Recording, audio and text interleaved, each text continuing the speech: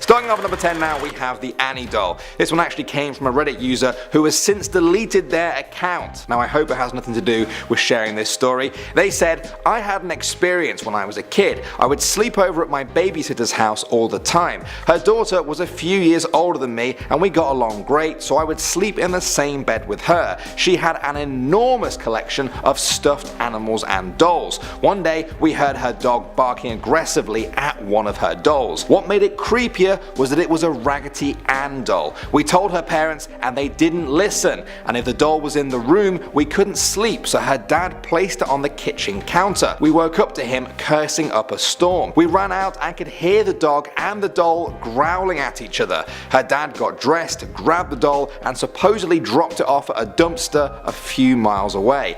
I'll never forget the noise that was coming out of that doll. Next up at number 9 now, we have the Furby. Now I'm sure a lot of you guys will know what a Furby is. Let's get one of them up on the screen right now just in case you don't. Okay, good. We all have a mental image of a Furby now. Now let's get into this story from Reddit user GRZMNKY.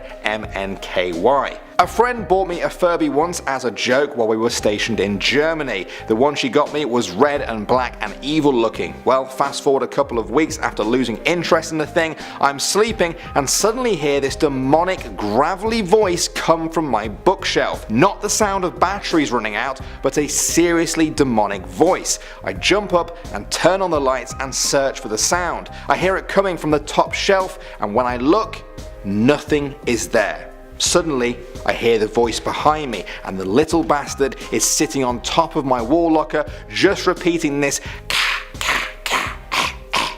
sound. Then it says, "Hello son, I missed you."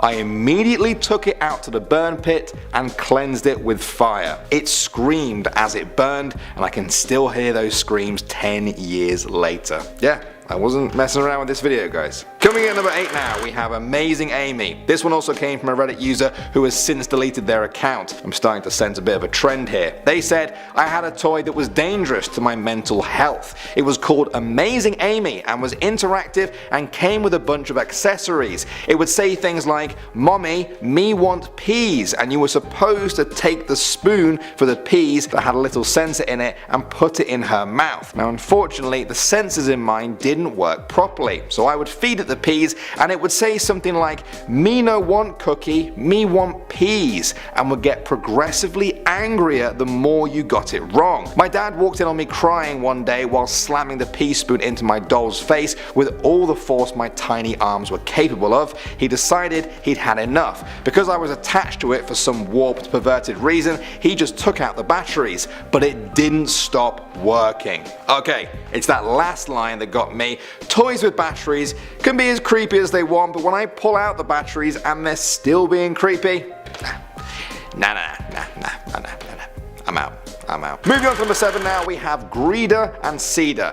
This one comes from user Without Within, and it has an interesting twist. They said, when my brother and I were little, we had 2 clown dolls that were named Greeder and Cedar. When I say we were little, I mean very young, as in pre-kindergarten young, so there's not a whole lot of detail I can now remember about these dolls. If I had to describe them, I would say that it looked like homemade knockoffs of Raggedy Ann and Andy. One was a boy, the other was a girl. One doll had yellow yarn hair, one was in overalls, very late 70s, early 80s style. When I asked my brother about them, he also remembered Greeder and Cedar. Here's the thing, all the grown-ups in my family who've been asked, my parents, aunts and uncles swear that my brother and I never owned clown rag dolls. However, we've been told that Greeder and Cedar were the names of our imaginary friends.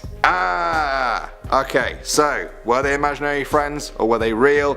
I don't even know which is more creepy at this point. Coming at number 6 now, we have 6. This one came from Reddit user Wonderstrom. They said, this happened to me once while I was painting. I was alone in the house when a toy in one of the far rooms came on and started playing this creepy music really slowly and out of tune, like it was half broken. I thought it was really weird, and I had this app on my phone that supposedly used radio frequencies to talk to spirits. So I opened the app and asked, is anybody there? Half joking. It came through kinda muddied, but I heard a voice on the other end say yes. A bit nervous at this point, and then I asked, how old are you? And it responded 6. clear as day in a little girl's voice. I couldn't finish that job fast enough. Moving on to number 5 now, we have 2 mice. This one comes from Reddit user Nyongatree. It didn't get much attention in the thread that it was posted in, which is a shame, so I thought I'd share it on here. They said, when I was younger, about 10 to 12 years old, I remember my mom had 2 Minnie and Mickey Mouse dolls. They were as tall as a 5-year-old child, so for a toy they were quite big. A friend of my grandma gave them to my mom, and then she gave them to me. I used to play and sleep with them, but at a time I started noticing weird stuff happening with the toys. One day I left Mickey in the bed and Minnie in the living room, so I went to the kitchen because my mom was talking to me. When I came back, Mickey was close to the door of the bedroom, like if he was trying to get out of there. It happened a few times in different parts of the house. The toys were always moving from one part to another. I asked my mom if she could have moved them, but she said no. Now, we've done a lot of creepy stories about Disney things being creepy. Just when I thought we'd run out of them, this happens. I think they were trying to get to each other, which is terrifying. Next up at number 4 now, we have Mama. This one comes from Reddit user Sapuff42, and all I can say is, if you've got a problem with creepy dolls, well, maybe don't watch this one, I don't know. They said, my cousin's grandmother had Parkinson's and lived with my cousin, so we grew up knowing her and treating her like she was our own grandmother. She got it into her head at some point that I loved porcelain dolls and would get me one for every occasion, birthdays, Christmas, Easter, etc. My dad built a shelf in my bedroom for them so they could be up and out of the way, which is still nice. One year she got me a musical one. It played for release when you wound the crank in its back. After a few weeks it started playing it at night when I went to bed. Strangely enough, this creeped me out and I moved that one from the shelf into the closet. The next couple of nights I heard Mama, Mama, Mama from the closet. That doll was promptly moved to the basement, and when we moved it stayed in the basement forever. It's probably still there, isn't it? Next up at number 3 now, we have the eyes. This is a short one by Reddit user Time Travel. They said, I had a stuffed animal's eyes move once. I was looking at it while my mom read me a bedtime story one night. I was holding the stuffed dog and looked in its eyes and the pupils moved like it was looking down.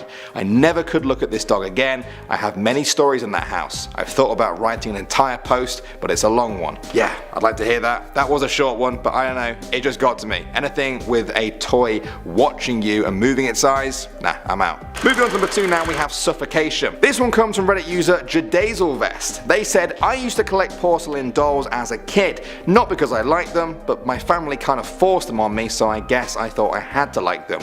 What good to a child is a doll they can't play with? Anyway, I never had a problem with them since they were a norm for me, until one night I had a terrible nightmare. One of my dolls, the one that sat on my nightstand next to my bed, it watched me while I slept, creepy, no, had crept into my dreams and had glowing red eyes and told me it was going to eat my mom and my stepdad and then use a plastic bag to suffocate me. What? It told you it was going to eat your mom, then your stepdad, and then use a plastic bag to suffocate you. That wouldn't just make me scared of dolls for life. I'd be scared of plastic bags. I'd just get a bag for life instead. For life. It's a joke for all of our British viewers. All 10 of you. And finally, number 1 now, we have Caramel. This one came from Reddit user Fubla. They said, this happened a couple of years ago. I was staying at my fiance's place one night and she has a 6-year-old son whose room was right next to hers. I got up at about 1 AM to go and take a leak. On my way back, I hear her son crying in his room. He has this stuffed cat from Build-A-Bear that he adores. It was his first ever Build-A-Bear that he got when he was about 2 or 3 years old. Its name is Caramel and it has one of those voice boxes that plays a meowing sound. So I go into his room and ask him what's wrong. Why is he crying? He said that one of the cats scratched Caramel as they were jumping off his bed and that he was hurt. I picked up his toy and looked it over and seen nothing. I asked him where Caramel got hurt and he indicated to one of the toy's paws. I gave it a kiss and said that it's all better. He turned to me, tears in his eyes, and said that he wasn't and that Caramel was dead. I asked him why he would say that, and he responded that Caramel wasn't talking. Thinking that he thought the voice box was somehow damaged, I activate it, and after it's done meowing, I told him, look, everything is fine, and that Caramel still talked. He looked up at me and in a matter-of-fact voice said that that's the voice box, not Caramel's voice. Starting off at number 10 now, we have The Nightmare. This one came from Reddit user MD39. She said, my mother had a collection of dolls when she was a child, but had a very abusive stepfather who burned all but one. I have the one that she salvaged. I called her Amy, and I've always felt positive vibes from her. I guess my grandmother and aunts noticed how proudly I displayed Amy and started buying me expensive dolls for my own collection. One doll in particular gave me a very strange feeling of being watched. I had named her Catherine. She was taller than the other dolls, and I always swore that she had moved slightly every so often. Never enough to cause alarm, but enough to where I would realize something was off. She was on the end of my display, being the tallest, and Amy was at the other end since she did not have a doll stand and had to sit. One night I had a nightmare about Catherine trying to kill Amy. When I came home from school that afternoon, Catherine was turned facing Amy's direction and Amy was slumped over instead of sitting up.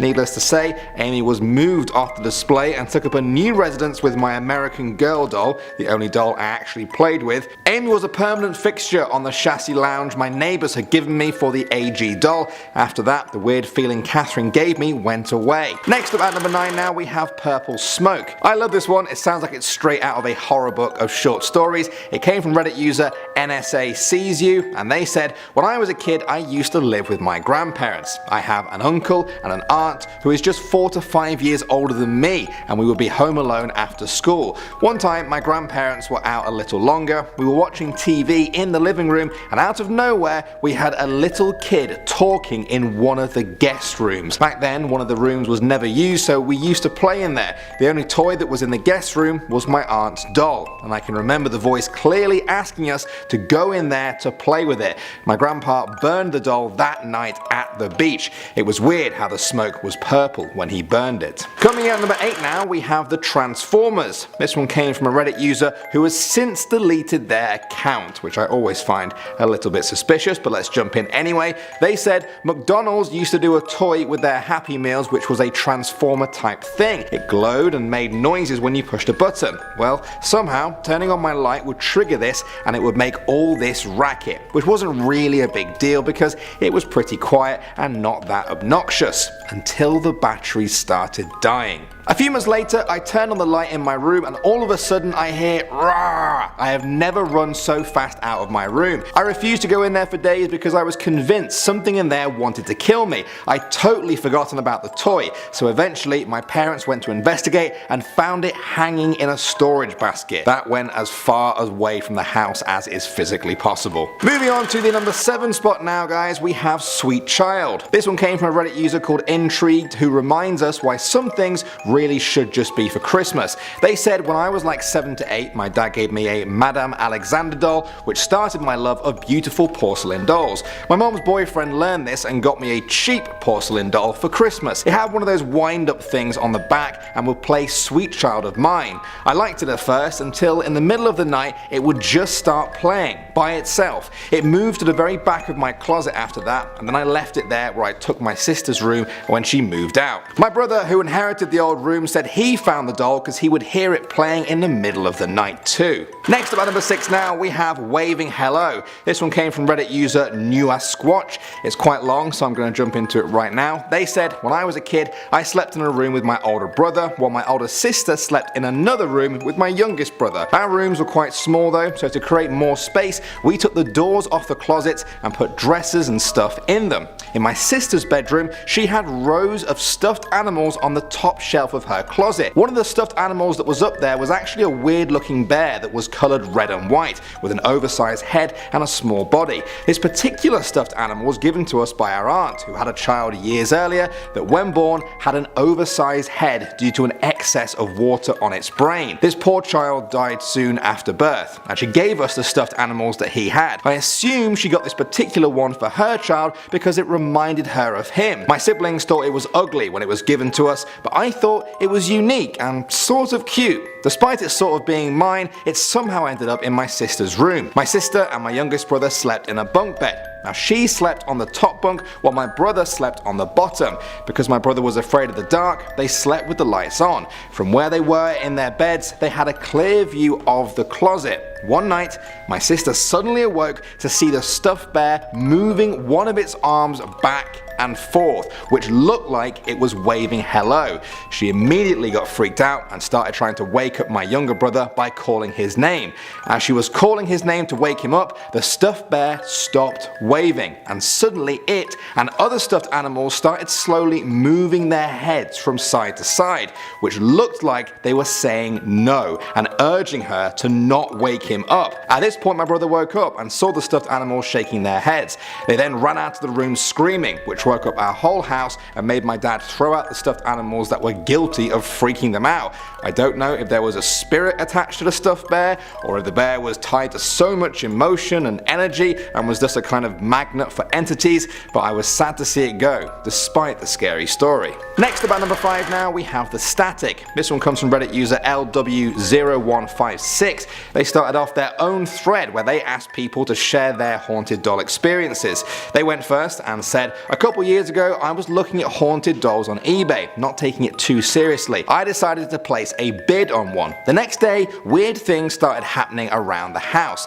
The electrical panel in the basement opened by itself. The lights would turn on and off, and not just flickering. The light in one room would turn off for several minutes and then would turn back on again. Doors would slam shut. My cat kept growling and looking beside me. I went to work and told one of my co-workers about the strange occurrences happening at my place. All of a sudden, the lamp flickered on and off like crazy, and the radio in my room turned on and off and made this loud static noise. I have never been so terrified in my life. I contacted the owner of the doll and begged her to cancel my bid as soon as I got home from work.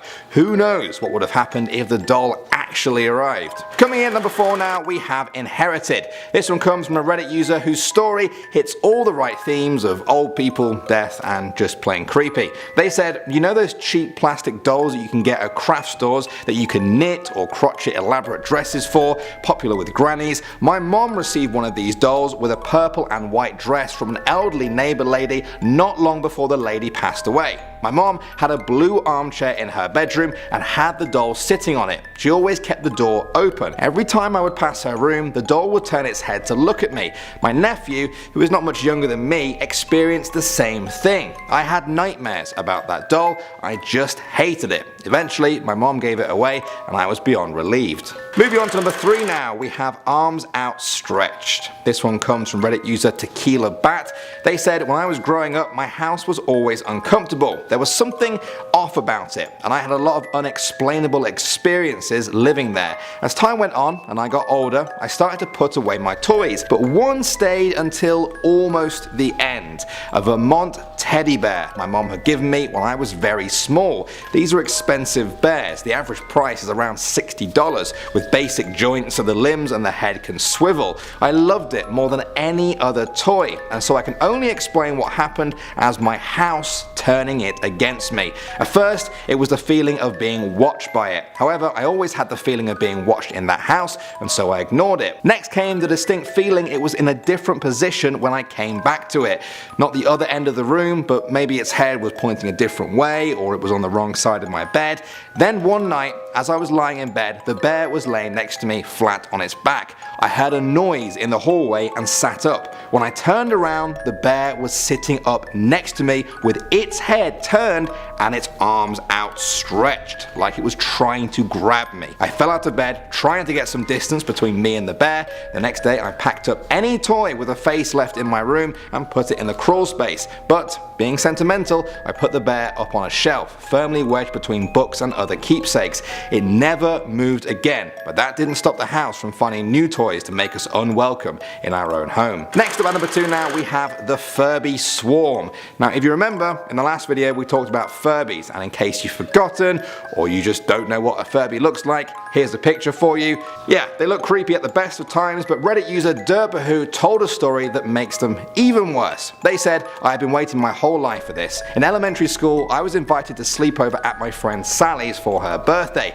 There were quite a few girls going. We were told everyone was going to sleep in the family room, and somehow I scored the couch. Now, Sally loves Furbies, and above the couch was a shelf dedicated to them. There was a lot of Furbies in different shapes, sizes, and colors on that shelf. So the party is okay, everyone gets ready for bed, and I get comfortable on the couch. Now fast forward a few hours, everyone is dead asleep. I myself am in a nice deep sleep, when suddenly the shelf breaks, the wooden part falling behind the couch, while the Furbies rain down on my sleeping form. Activated by whatever activated Furbies, movement or sound or whatever, they come alive. I am awoken by a horde of Furbies all over me, talking and moving and looking at me. I eventually recovered from that night, but I had nightmares for years." And finally, number 1 now, we have Noah. This came from another Reddit user who deleted their account, but I'm just going to jump into it anyway. They said, "When I was a little kid, I used to sleep with a bed full of soft toys. I had my large bears and Noah, the awesome polar bear that has never left my side since I got him.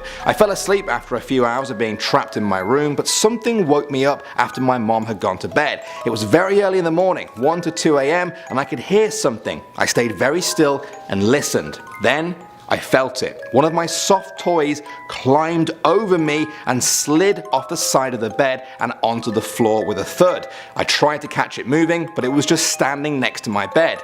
It was a floppy toy bear, so it couldn't stand on its own. I grabbed it and asked what it was doing. It didn't say anything or move. I dumped it back on the bed and fell back to sleep after a while. I made sure all the dolls and soft toys apart from Noah left my room after that. I've tried to rationalize it since then.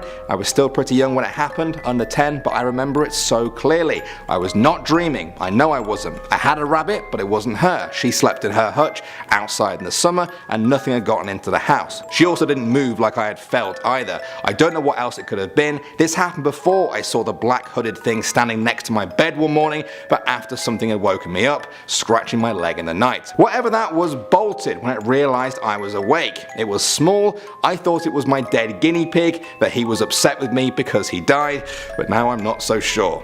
Alright, coming in at number 10, we have the demon Nemo. This story was posted on Reddit along with some video evidence of the ghoul. This story didn't get much traction as it was posted on a little known subreddit, but I wanted to bring it to the floor. This is what Not So Evil Corp had to say. "So this is my toy Nemo. He's 15 to 16 years old. Throughout his life he has been a toy for our dogs, but he spent around 6 months left in a ditch and even longer left outside in all weathers." Cold Nemo. "One day my granddad had enough and threw him out over a fence. Only to take him back because Nemo said, 'Can I have a hug?' when he hit the floor. Seems like a cute coincidence, but just wait." Now you may think that Nemo only looks and sounds demonic, but there is more. After around 4 years, Nemo started talking on his own. A few times I've heard him in the early hours of the morning while I'm in bed. After 10 years, he started saying new phrases that I didn't remember. He started correctly responding to how we move him. When we moved him up, he would say swim up, and when we moved him down, he would say swim down. He did this without us having to press his fin to make him talk. Literally, he was just moving up and down and he seemed to answer. It's almost like he had been learning. Now on top of that, remembering he'd been left out in the rain, ice, frost and just all weathers, he has never had his batteries changed or been turned off in the past 15 years. This is how he talks now, saying a mix of everything he knows with a creepy mechanical groan before speaking. Either he's been possessed, or Disney have used their magic to make the ultimate battery pack. After all these years, he shows no signs of stopping.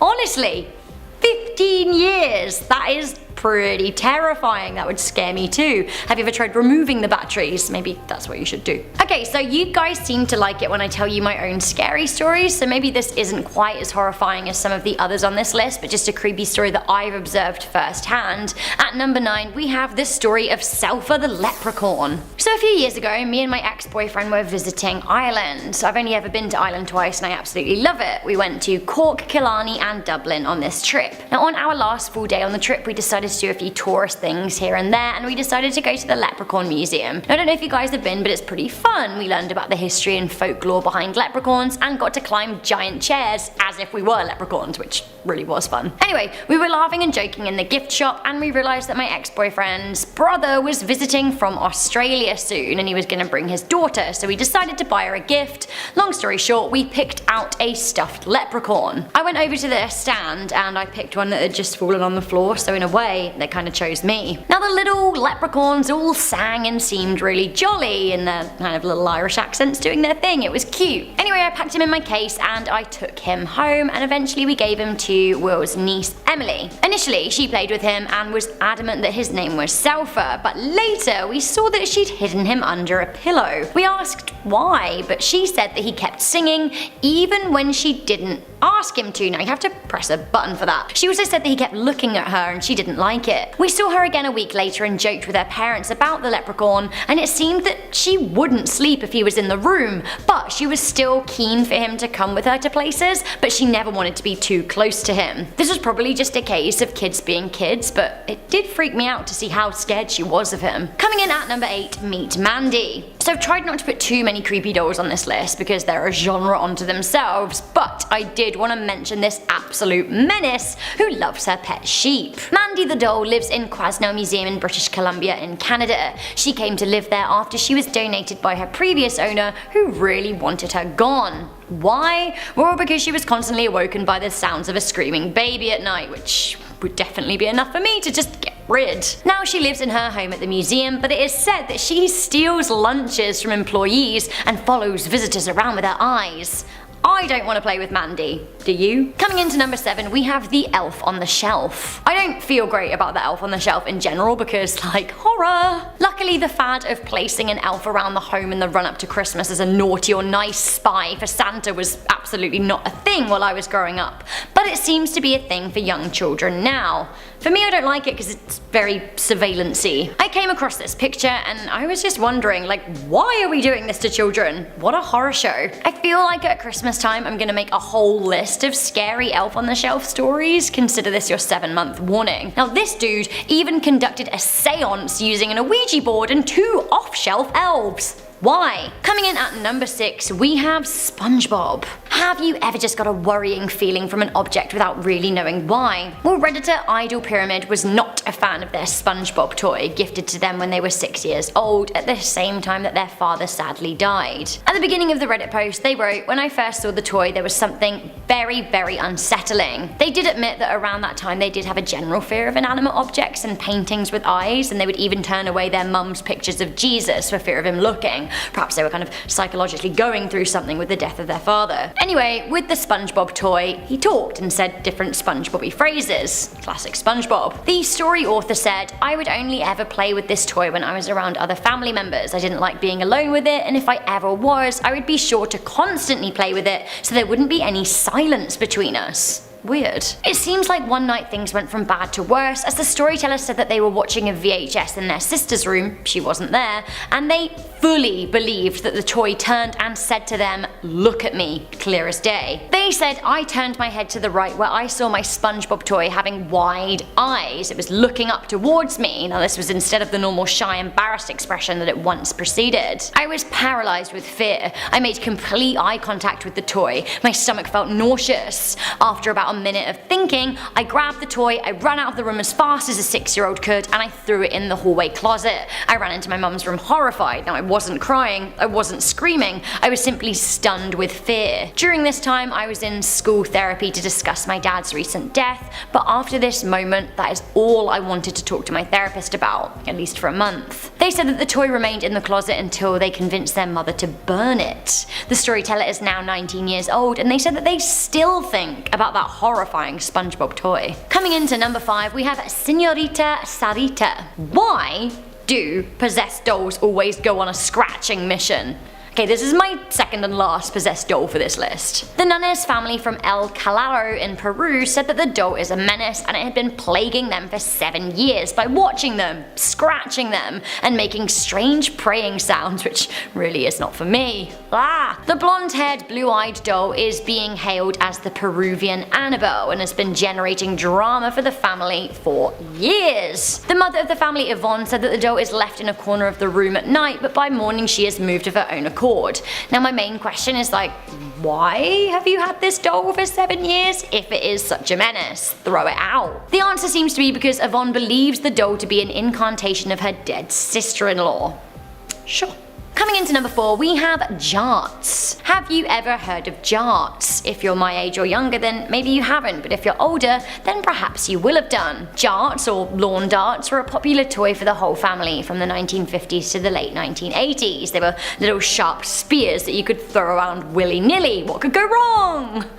Yep, lots could go wrong. Jarts were horrifying. They were responsible for an incredible 7,000 injuries and a number of horrific deaths. In 1987, a 7-year-old girl by the name of Michelle Snow was killed by her brother when he threw a dart that hit her in the head and pierced her skull. The following year, an 11-year-old girl was injured so badly that she fell into a coma and suffered brain injuries as a result of the lawn darts. Now in the 1990s, the United States even called for people who still owned the toys just to turn their weapons in or destroy them, and once again I say the word weapon here because actually that's kind of what they were. Coming into number 3, we have the story of the tiny cat. I found this story on Thought Catalog and it is posed as being a true story. A couple bought a tiny toy cat that reminded them of their own half-Siamese kitty Cassie. I do it all the time, I always buy black Labrador stuff for my mum. Now the cat made a little cute mewing noise, but eventually the batteries died and the toy cat stood decorative on a shelf. Now around the time that the batteries died, Cassie, the actual cat, grew ill. Eventually around Christmas time, after a long illness, sadly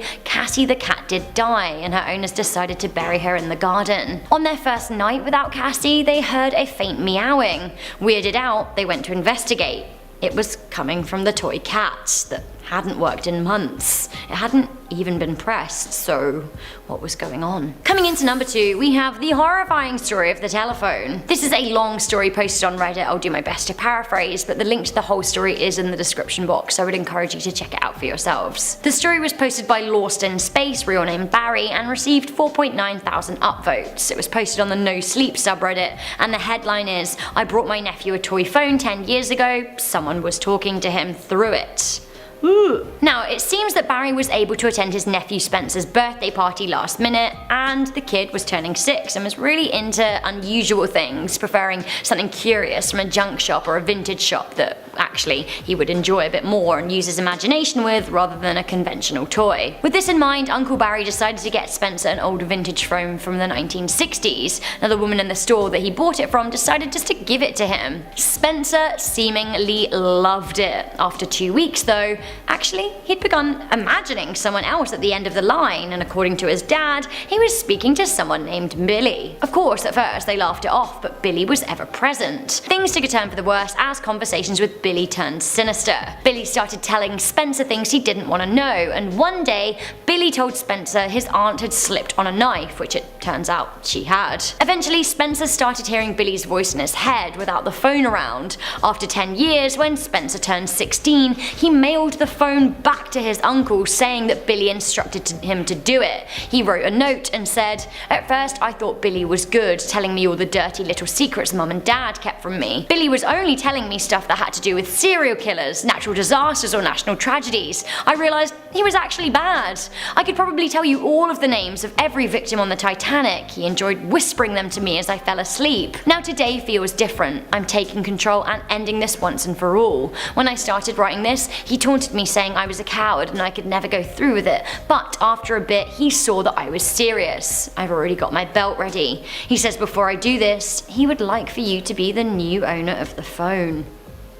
Finally, at number 1, we have what happens when toys meet the SCP Foundation. So, SCP-1048. That's what happens. Hurrah! If you haven't heard of the SCP Foundation, it's a fictitious organisation filling the internet with super creeps. We've actually done a lot of videos on it and the characters you can find there, so I would encourage you to check out those videos if you love a good scare. So SCP-1048 is categorically not a nice bear. It seems like one, but it is not. The existence of this bear is the reason that no teddy bears are allowed in the SCP Foundation building. 1048 can move of its own accord, communicate through cutesy gestures, and loves hugs. The bear will often embrace people's legs and draw childlike pictures as gifts. It will even dance and jump. Anything to be liked. But you shouldn't trust this bear. It can replicate itself out of anything. Now, one incident had the bear forming a clone bear out of everybody within a 10-meter radius's ears.